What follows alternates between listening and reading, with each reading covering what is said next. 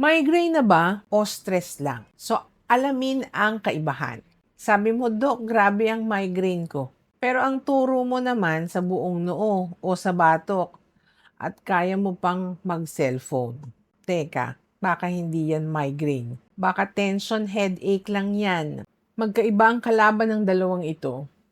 So, unahin natin ang tension headache. So, ito ang pinaka-common.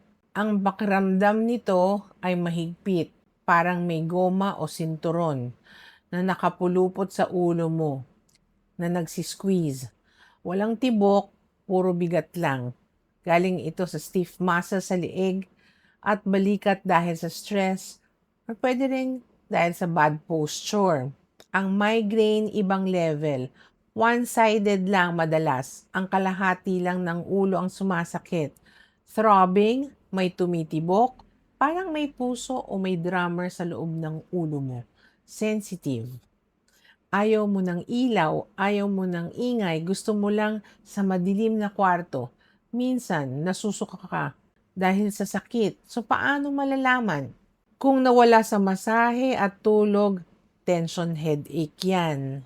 Kung kailangan mo naman ng madilim na kwarto at ayaw mo halos gumalaw, baka migraine na yan. So, kailangan alamin nyo yung inyong pain to treat it right.